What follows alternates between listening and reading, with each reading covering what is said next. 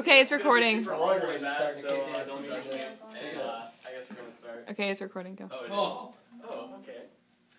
Hello, my name is Riley Woods, and I am here to talk to you today about an organization called Christ Starfish Foundation. Basically what we do is we provide aid for the families of children that are in the hospital with a non-cancer related illness, and we just provide like financial aid, stuff like that for them, whatever they need. So basically I thought we could all relate to this topic because, you know, we all have known somebody that is, you know, struggled with illness or something, especially children, and it's, you know, heartbreaking. So I actually work with this foundation. I started the branch that works with Shands Children's Hospital in Gainesville. And I guess I'll start by explaining the story behind the name, because some people, you know, they're like, Christ Starfish Foundation, what do? You help starfish? And we're like, no, that's not what we do. So the story behind the name is there is this boy on a beach, and he's picking up starfish, and he's putting them back in the ocean, you know. And this guy walks along, and he sees this boy doing this, and he's like, looks around, sees all these starfish, and he walks up to the boy, and he's like, what are you doing? There's so many of them, you're never going to be able to help them all. The boy picks up a starfish, puts it back in the ocean, and says, I just helped one.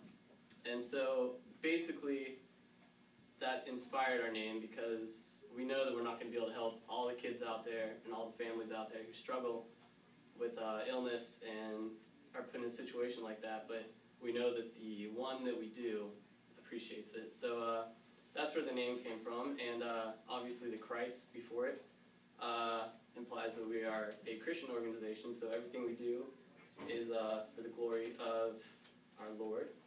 How we help the kids is basically there's a lot of families out there who, you know, are maybe behind on an electric bill, don't have transportation to go see their kids, so we do a lot of small things like buying a gas card or a bus pass, paying an electric bill, you know, maybe even like buying them some food, something like that.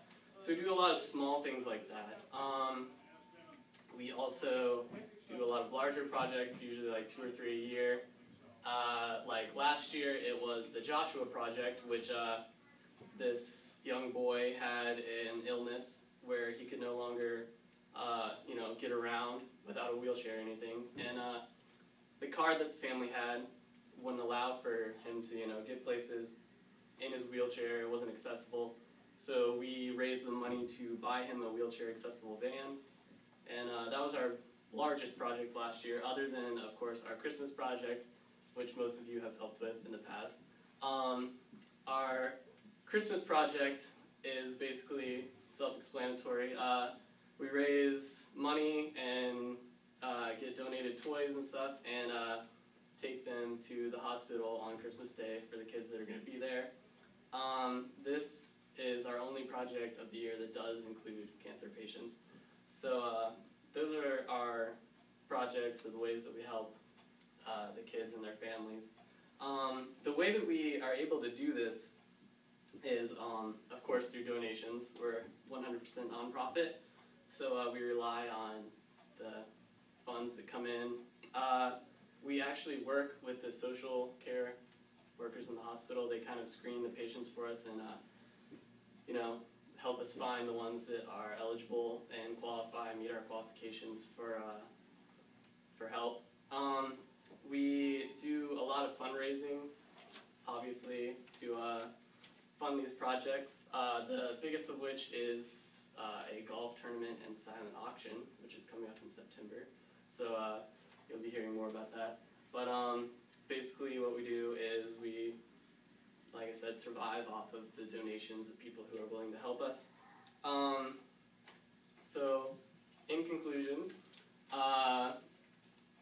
we basically are just trying to, you know, make a difference where we can, even though we know we can't help everyone. And you guys have worked with us in the past with our Christmas project, and look forward to doing that again this year. The best way you can help us is with your prayers, and thank you for listening.